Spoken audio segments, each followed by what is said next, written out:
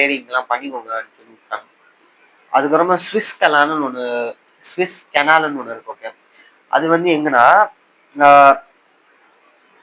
இந்தியாவோட இப்போ India map எடுத்துக்கோங்க. இந்தியா மேப் பார்த்தீங்கன்னா லெஃப்ட் சைடில் ஆப்பிரிக்காக்கு கிட்ட ஒரு ரோடு போகும், ஒரு மாதிரி ஒரு ஓட்டை போகுங்க. ஓகே, அந்த ஓட்டைக்குள்ள இருந்து மேலே ஒரு இது இருக்கும், ஒரு சீ வாட்டர் வந்து அங்கே கனெக்ட் ஆகும். மேலே அங்கே கனெக்ட் ஆகுறது வந்து அந்த இடத்துல கனெக்ட் ஆகாது. ஆக்சுவலி அங்கே பிளாக் இருக்கும். அந்த பிளாக்கை நீக்கிட்டு அங்கேருந்து டைரக்டா பிரிட்டனுக்கு போயிடும். பிரிட்டன்ல இருந்து இங்க வர்றதுக்கு அதாவது டைரக்டா போயிடாது.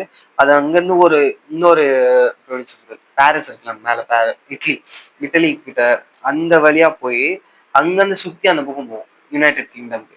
அங்கிருந்து இப்போ கரெக்டா இங்க வரதுக்கு முன்னாடி இப்போ பிரிட்டன்காரன் நம்ம நாட்டுக்கு வரணும்னா இப்படில இருந்து சுத்திட்டு வரணும். எப்படின்னா ஆப்பிரிக்கா கீழே இருக்கு, கேப் ஆஃப் குட் ஹோப்னு நினைக்கிறாரு. அந்த இடத்துல இருந்து வர வேண்டியதா இருந்துச்சு. இல்லாட்டி இங்க இருந்து அமெரிக்கா போயிட்டு அமெரிக்கால இருந்து சுத்திட்டு இப்படி வர வேண்டியதா இருந்துச்சு. ஆனா இப்போ இந்த ஸ்விஸ் கேனால ஓபன் பண்ணதுனால, அந்த இடத்துல அந்த ஓப்பனிங் பண்ணி விட்டதுனால அங்க இருந்து ஈஸியா வர இருந்துச்சு இந்தியாவுக்குள்ள. இந்தியா மேல இன்னும் கொஞ்சம் ரொம்ப கண்ட்ரோல் வர ஆரம்பிச்சிச்சு. அவங்களுக்கு இந்தியா மேல இன்னும் கண்ட்ரோல் வந்துருச்சு. இப்போ இனிமே அவங்களால எதுவுமே பண்ண முடியாது, அது மாரி ஆயிடுச்சு. ஓகே, நெக்ஸ்ட் வந்து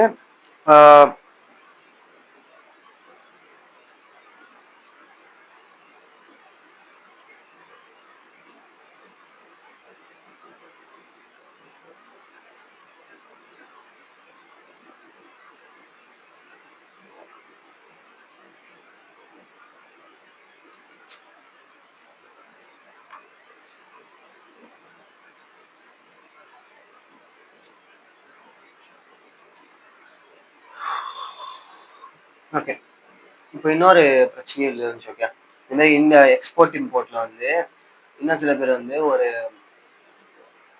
டெய்லி நெசசிட்டி அந்த விஷயத்த எல்லாத்தையும் வாங்க ஆரம்பிச்சாங்க, ட்ரேட் பண்ண ஆரம்பிச்சாங்க. அதெல்லாம் என்னதுன்னு பார்த்தோம்னா இந்த சாப்பாடுல இருந்தது, தானியங்க, துணிங்க, கெரோசினு, இந்த மாதிரி டே டு டே லிவிங்க்கு இந்த தேவையான பொருட்கள் எல்லாத்தையும் வாங்க ஆரம்பிச்சாங்க, ட்ரேட் பண்ண ஆரம்பிச்சாங்க. அது ஆக்சுவலி நம்ம இந்தியாலேயே கிடைக்கிறது ரொம்ப கஷ்டம், லோக்கல் மார்க்கெட்ல கிடைக்கிறது கஷ்டம். அதையுமே அவங்க வித்தாலுமே அதுல இருந்து வர கோல்டு, சில்வரு அது எல்லாத்தையுமே நம்ம இந்தியா கொடுக்கல, அதை வந்து எடுத்துட்டு போயிட்டாங்க. Okay, this was used to make payments for the expenses incurred by an office set up by the colonial rule. இந்த கோல்டு சில்வர் வர்றது எல்லாத்தையும் இவங்க வந்து எதுக்கு வாருக்கு அந்த மாதிரி எக்ஸ்பென்சிவ்லாம் யூஸ் பண்ண ஆரம்பிச்சிட்டாங்க. Okay, again fought by the British government and the import was invisible items, all of which led to the drain of India's wealth. இந்த ட்ரேட்லயும் நம்ம வெல்த் போயிடுச்சு. நமக்கு வந்து அக்ரிகல்ச்சர் செக்டர்ல நம்ம சோறு செய்ய விடல, அதாவது சாப்பாடு தானியங்க செய்ய விடல, கேஷ் கிராப்ஸா வச்சு செய்ய ஆரம்பிச்சாங்க. கேஷ் கிராப்ஸையும் செய்ய விடல, கடைசியில கேஷ் கிராப்ஸும் செய்ய விடல, சாப்பாடு கிராப்ஸையும் செய்ய விடல, ரெண்டுத்தையும் செய்ய விடல. அதுக்கப்புறமா இம்போர்ட் இண்டஸ்ட்ரியலைசேஷன்லயும் நம்ம ஒழுங்கா வளர விடல. அதுக்கப்புறமா ட்ரேடிங் செக்டர்லயும் நம்ம விடுவானுங்க பார்த்தா ட்ரேடிங் செக்டர்லயும் நம்மள விடல, அவங்களே பண்றேன் அப்படின்னு சொல்லிட்டு எல்லாத்தையும் நம்மகிட்ட புரிய வச்சுக்கிட்டு அவங்க தான் எல்லாத்தையும் விளையாடிட்டு இருந்தாங்க. அதனாலயே நம்ம நாட்டுல இருந்து எல்லா வாழ்வாதாரமும் போயிடுச்சு, எல்லாமே போயிடுச்சு பிரிட்டனுக்கு. ஓகே, அதுக்கப்புறமா domestic condition, demographic conditions, various details about the okay ஒரு just a sec break. Okay, next demographic conditions. Okay, various details about the population of British India were first calculated through census in 1881. Demographic கண்டிஷன்னா இப்போ நம்ம நாட்டில் எப்படி எல்லாம் வாழ்வாதாரம் இருக்குன்னு சொல்லி பார்க்கறது, யார் யாருக்கு எங்க இருக்காங்க, எத்தனை பேர் இருக்காங்க அப்படின்னு சொல்லி பார்க்கறது தான் டெமோகிராஃபிக் கண்டிஷன், டெமோகிராஃபி. ஓகே, இல்லை வந்து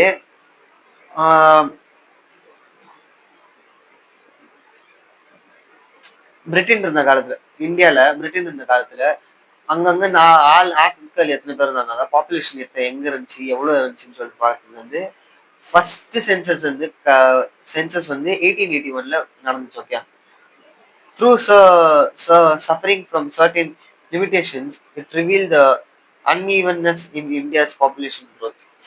சில லிமிடேஷன்ஸ் அது மாதிரி இருந்தாலுமே அந்த சென்சஸ்லயும் நம்மள ஒழுங்கா பண்ண முடியல. எல்லாத்தையுமே நாங்க தான் பண்ணணும்னு சொல்லிட்டு பண்ணவங்க அதையும் ஒழுங்கா பண்ண முடியல. ஆனா அப்படியே அதுல பண்ணதுல சில விஷயங்கள் நம்மளுக்கு தெரிய வந்துச்சு. அது என்ன விஷயங்கன்னு பார்த்தோம்னா அன்இவன்னஸ் growth of population growth, evenness அன்இவன்னஸ் இருந்துச்சு population growth. Okay. Subsequently,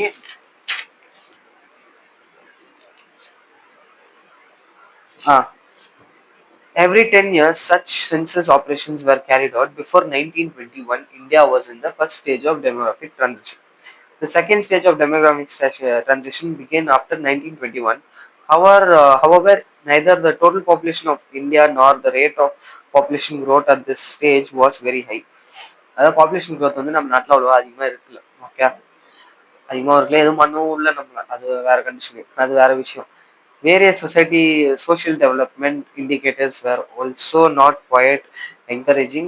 The overall literacy level of was less than 16%. அதாவது படிப்பு லிட்ரஸி வந்து நம்ம நாட்டில் வந்து ஓவராலா நிறைய இல்லாம 16%க்கும் கீழே தான் இருந்துச்சு. ஓகே. நெக்ஸ்ட் வந்து out of this the female literacy level was at the negligible low of about 7%. அதாவது மேலுக்கே 16% கீழே இருந்துச்சு, ஃபீமேலுக்கு வந்து 7% கீழே இருந்துச்சு. ஓகே, 7 தானே, 7%. லோ அபவுட் 7% தான் இருந்துச்சு. ஓகே, ரொம்ப கம்மியா 7% தான் இருந்துச்சு. பப்ளிக் ஹெல்த் ஃபேக்கல்டிஸ் வேர் பப்ளிக் ஹெல்த், நம்ம பப்ளிக் வந்து ஹெல்த் எவ்வளவு இருக்கு, எப்படி இருக்கு அப்படின்னு சொல்லி பாக்குறது. அந்த இதுலயுமே அதுல வந்து பப்ளிக் வந்து இந்த ஹாஸ்பிட்டலு அந்த மாதிரி உதயோகங்கள் இருக்குல்ல, அது எல்லாமே ஒண்ணு இருக்கும், இல்லாட்டி இது இருக்காது. ஒரு இடத்துல இருக்கும் இருக்காதுன்னு சொன்னல. அந்த railway system, port system, electricity generation system, communication system, அதெல்லாம் ஒரு முக்கில் இருக்கும். இந்தியாவோட ஒரு முக்கில் இருக்கும், இன்னொரு முக்கில் இருக்காது, இன்னொரு முக்கில் இருக்கும், இன்னொரு முக்கில் இருக்காது. அதே மாதிரிதான் இதுவும் இருந்துச்சு, ஹாஸ்பிட்டல் சர்வீஸும். அதுவும் ஒரு முக்கில் இருந்துச்சு, இன்னொரு முக்கில் இருக்கல. அதுவும் கரெக்டா சில பேர் கிடைச்சிச்சு, சில பேருக்கு கிடைக்கல. Okay. Large chunks of population or when available were highly inadequate. ஏன்னா இருந்தாலுமே அதுக்கு வந்து கரெக்டா ப்ராசஸ் பண்ற நிலைமையில இல்லை. இந்த இப்போ ஒரு விஷயத்துக்கு ஊசி தேவைன்னா அந்த ஊசி இருக்காது, ஒரு விஷயத்துக்கு இப்போ சர்ஜிக்கல் டூல்ஸ் வேணும்னா அந்த சர்ஜிக்கல் டூல்ஸ் இருக்காது, மருந்து வேணும்னா அந்த மருந்து இருக்காது, அந்த மாதிரி இருந்துச்சு. ஓகே. அப்புறமா consequently water and airborne disease were rampant and took a huge toll on life. அதே மாதிரி இது என்னது வாட்டர் அண்ட் ஏர்போர்ன் டிசீசஸ், அதாவது இந்த காத்துல போற டிசீஸ், அப்புறமா தண்ணியில போற டிசீஸ், இதெல்லாம் வந்து எப்படி சொல்றது, அதெல்லாம் வந்து நிறைய இன்க்ரீஸ் ஆக ஆரம்பிச்சு. அதனால இந்தியால வந்து நிறைய மக்கள் சாக ஆரம்பிச்சுட்டாங்க. செத்துட்டாங்க, நிறைய பேர் செத்துட்டாங்க, வாழ்க்கை விட்டுட்டு போயிட்டாங்க. அது காரணம் அந்த கரெக்டான ஹாஸ்பிட்டல் ப்ராசஸ் இருக்குல்ல, ஹாஸ்பிட்டலிங் இருக்குல்ல. No wonder the overall mortality rate was very high, and in that, particularly the infant mortality rate was quite alarming. அதாவது mortality rateனா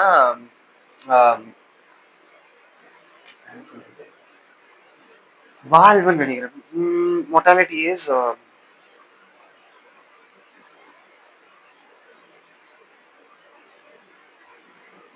வாழ்வு, அந்த மக்கள் வாழ்ற இது வந்து. ஓகே, அது வந்து ரேட் ரொம்ப கம்மியா இருந்துச்சு.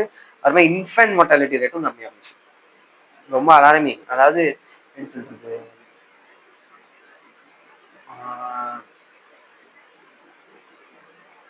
குழந்தைங்க சாவறது வந்து நிறைய அதிகமா இருந்துச்சு. ஓகே, அதுதான் இதுல சொல்ல ட்ரை பண்றாங்க. Was quite alarming. About 218 per thousand in contrast to the present infant mortality rate of 33%, 33,000, இல்ல 33 per thousand. அதாவது 1000 குழந்தைங்கள. ஓகே, 1000 குழந்தைங்கள்ல 218 குழந்தைங்க செத்துக்கிட்டு இருந்தாங்க அந்த காலத்துல. அதுவே இந்த காலத்துல வந்து 33 குழந்தைங்க சாவறாங்க 1000த்துல. ஓகே, ரொம்ப கம்மி. இப்போ ரொம்ப கம்மின்னு சொல்ல முடியாது, கொஞ்சம் கம்மியா இருக்கு. ஆனா அந்த காலத்துல நிறைய இருந்துச்சு. Okay. 32 years in contrast to the present 69 years. In the absence of reliable data, it is difficult to specify the extent of poverty at the time, but there is no doubt that extensive poverty prevailed in India during the colonial rule. அதாவது நம்ம கிட்ட வந்து கரெக்டான data இல்லை இப்போதைக்கு. ஆனா சொல்ல முடியும் இந்தியா வந்து அந்த கவர்மெண்ட் ரூல்ல வந்து ரொம்ப இதா இருந்துச்சு, சொல்றது ரொம்ப ஏழையா இருந்துச்சு, பாவர்ட்டி ரொம்ப அதிகமா இருந்துச்சு, இதுல சொல்ல முடியுது.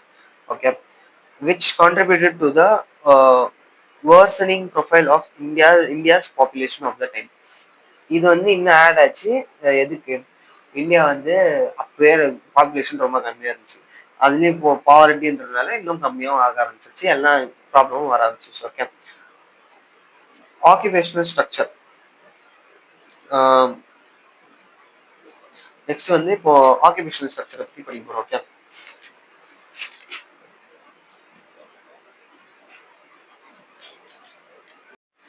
ஓகே, ஆக்குபேஷனல் ஸ்ட்ரக்சருக்குள்ள போகலாம். ஓகே, ஆக்குபேஷனல் ஸ்ட்ரக்சர்ல கொலோனியல் பீரியட்ல, டியூரிங் த கொலோனியல் பீரியட், அதாவது பிரிட்டன் நம்மள ஆண்ட காலத்துல என்னென்ன சேஞ்சஸ் இருந்துச்சுன்னா, இந்த ஆக்குபேஷனல் ஸ்ட்ரக்சர்ஸ், அதாவது வேலை பார்க்குறவங்களுக்கு வந்து வேலை பார்க்குறவங்க இருக்காங்க, அவங்கலாம் அவங்களோட டிஸ்ட்ரிபியூஷன் ஒரு இடத்துல இவங்கவுங்க வேலை பார்க்கணும், அவங்கவுங்க வேலை பார்க்கணுன்றவங்கள.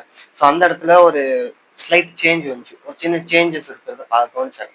அது என்ன சேஞ்சஸ்னா, இந்த large share of work force which usually remained at high of 70 to 75%, while the manufacturing and the service sectors accounted for only 10 to 15%.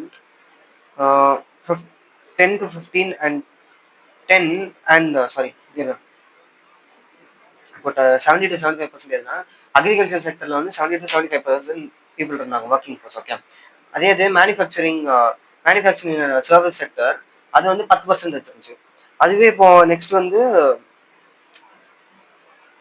15 to 20% respectively. Okay, next வந்து another striking aspect of the growing regional variation. Okay, அதோட next வந்து Bombay and Bengal, இது ரெண்டுமே வந்து ஒரு decline face பண்ணிச்சு, ஒரு decline face பண்ணிச்சு. அது என்ன டிக்ளைன்னா, அக்ரிகல்ச்சர் டிக்ளைன். அக்ரிகல்ச்சர் அந்த விவசாயம் பண்ற டிக்ளைன் வந்து அவங்க பார்த்தாங்க. ஏன்னா அந்த இடத்துல வந்து மெயினாக இப்போ industrial industrial industrial manufacturing sectors அதெல்லாம் வந்துருச்சு. ஸோ அவங்க வந்து அந்த அக்ரிகல்ச்சரில் இருக்கிற ஒர்க்கர்ஸ் எல்லாத்தையும் தூக்கிட்டு இண்டஸ்ட்ரியல் செக்டர்ஸ் மேனுஃபேக்சரிங் செக்டர்ஸ்ல போட ஆரம்பிச்சாங்க. ஸோ அதனால அந்த இடத்துல வந்து அக்ரிகல்ச்சர் நின்றுச்சு, டிக்ளைன் ஆயிடுச்சு அக்ரிகல்ச்சர். ஓகே, நெக்ஸ்ட் வந்து இன்ஃப்ராஸ்ட்ரக்சர்ஸ் வந்து பிரிட்டன் காலத்துல வந்து நிறைய இன்ஃப்ராஸ்ட்ரக்சர்ஸ் வந்துச்சு நம்ம இந்தியாவுக்குள்ள. அது என்னென்ன இன்ஃப்ராஸ்ட்ரக்சர்ஸ்ன்னு பார்த்தோம்னா, railways, ports, water transport, posts and telegraph, இதெல்லாம் வந்துச்சுதான். அண்ட் ஆக்சுவலி இதெல்லாம் வந்ததுக்கு காரணம் வந்து இப்போ ரோடு எடுத்துக்கலாம். ஓகே, பேசிக்கா ரோடு வந்து எதுக்கு, நம்ம இங்க இருந்து இன்னொரு இடத்துக்கு ஸ்மூத்தா போறதுக்கு.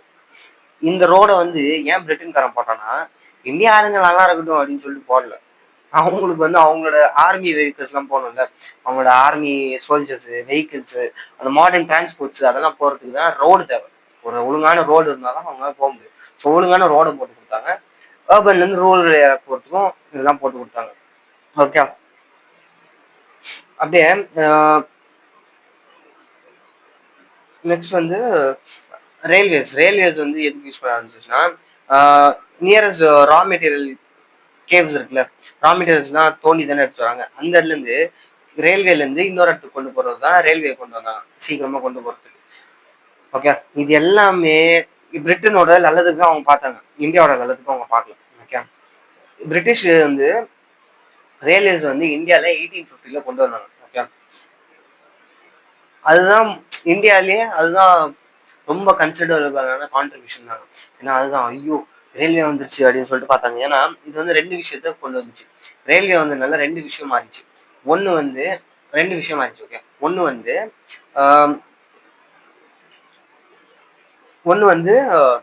enable people to undertake long distance travel and thereby break geographical and cultural barriers. அதாவது ஒரு கையில வந்து என்னன்னா, ரொம்ப தூரத்துக்கு அவங்களால டிராவல் பண்ண முடியும். நீங்க தமிழ்நாட்டுல இருக்கீங்க, உங்களோட ஒரு சொந்தக்காரங்க யாரோ டெல்லியில இருக்காங்க. ஓகே, டெல்லியில இருக்காங்கன்னு வச்சுக்கோங்க. ஓகே, அங்க போகணும் உங்களுக்கு, இப்போ சீக்கிரமா போகணும், ஏதோ ஒரு எமர்ஜென்சி, போக முடியாது. டெல்லி வேணாம், கர்நாடகான்னு வச்சுக்கோங்க. தமிழ்நாட்டுல இருந்து கர்நாடகாவுக்கு போகணும். ஓகே, ஸோ இப்போ தமிழ்நாட்டுல இருந்து கர்நாடகா போகிறதுக்கு உங்களால சீக்கிரமா போக முடியாது. நீங்க வேற எப்படியாவது போனீங்கன்னா லேட் ஆகும். ஸோ சீக்கிரமா போறதுக்கு என்ன பண்ணலாம்னு பார்க்கும்போது, இந்த ரயில்வே இருக்கிறதுனால அவங்களுக்கு சீக்கிரமா போக முடிஞ்சுச்சு. ஸோ இந்த மாதிரி ரயில்வேஸ் இருந்ததுனால அவங்களால இன்னொரு விஷயத்தையும் இது பண்ண வச்சு, ஜியோகிராபிக்கல் பேரியர்ஸ். அதாவது இப்போ நீங்க இங்கேருந்து இப்போ கர்நாடகா போகணும்னா மலையை தாண்டணும், ஆறை தாண்டணும், அதை தாண்டணும், இது தாண்டணும். ரயில்வேஸ் வந்ததுனால ஈஸியா கடந்து போறாங்க. ஜியோகிராபிக்கல் பேரியர் வந்துச்சு, கல்ச்சரல் பேரியரும் வந்துச்சு. அதாவது எங்க கல்ச்சர் இப்படி, இவங்க கல்ச்சர் இப்படி அப்படின்னு சொல்லிட்டு ஒரு பேரியர் இருந்துச்சு. அதெல்லாம் உடஞ்சிருச்சு. ஓகே, இன்னொரு கையில வந்து என்னதான் இருந்துச்சுன்னா,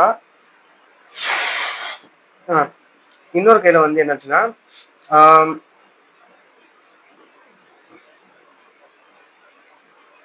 இன்னொரு கையில வந்து இந்த விவசாயிகள்லாம் இந்த ரூரல் ஏரியால இருப்பாங்க, அவங்களுக்குலாம் வந்து கமர்ஷியலைசேஷன் ஆஃப் அக்ரிகல்ச்சர் ஈஸி ஆயிடுச்சு. ஏன்னா அவங்க செய்யற கிராப்ஸ் வந்து அவங்க ஜமீன்தாரிகிட்ட தான் கொடுக்க வேண்டியதா இருந்துச்சு. அவங்ககிட்ட கொடுத்தாதான் அவங்க வித்து காசுலாம் தர மாதிரி இருந்துச்சு. இப்போ ரயில்வேஸ் இருந்ததுனால அவங்களே அவங்களோட பொருட்கள்லாம் எடுத்துட்டு போயிட்டு மார்க்கெட்ல போய் வித்துட்டு அவங்களே காசு எடுத்து வந்து கொடுக்கலாம். ஸோ அந்த மாதிரி அதுவும் அவங்களுக்கு ஹெல்ப் ஆகி போச்சு. ஓகே, என்னதான் இந்த மாதிரி சாரி இந்தியாவோட எக்ஸ்போர்ட் வந்து என்னதான் எக்ஸ்பேண்ட் ஆயிருந்தாலும் அதோட பெனிஃபிட்ஸ், அது எக்ஸ்பேண்ட் ஆனதுக்கான பலனுங்க எல்லாம் இந்தியாவுக்கு எப்பாவது ஒர்க்காக தான் கிடைக்கும். மோஸ்ட்லி எல்லாம் பிரிட்டனுக்கு தான் போகும். ஓகே,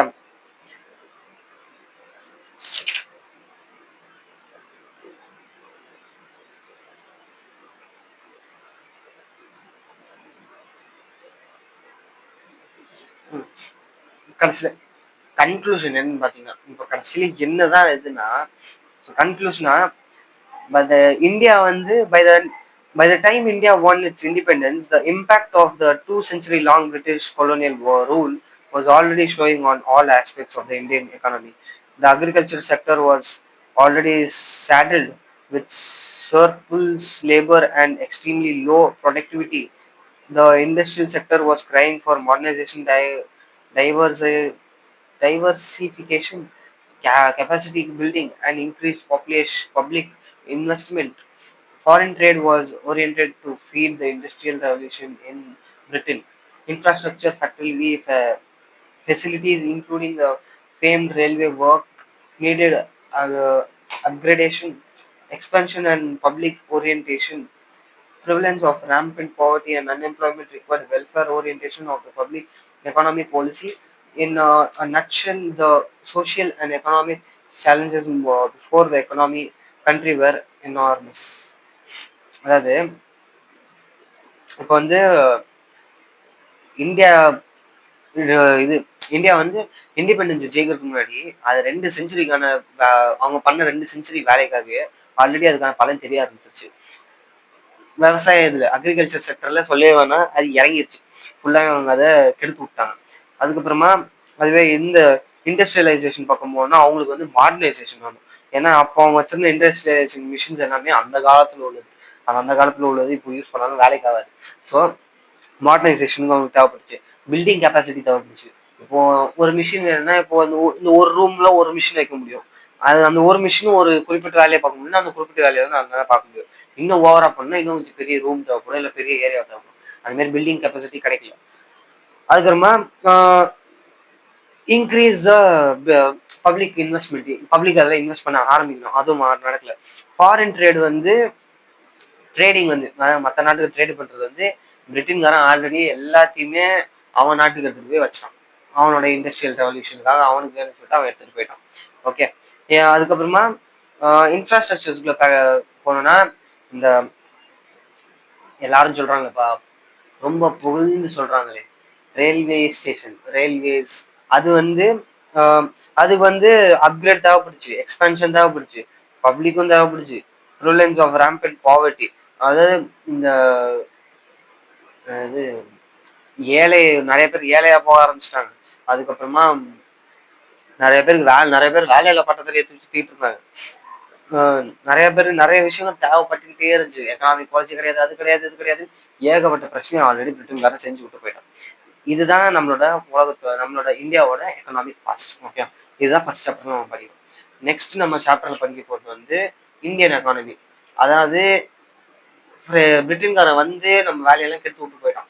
இப்போ பிரிட்டன்காரன் போன பிறகு என்னெல்லாம் நடந்திருக்கு, நம்ம என்னெல்லாம் பண்றோம் அப்படின்னு சொல்றப்ப second chapter. Okay, next video வாங்க பார்க்குறேன்.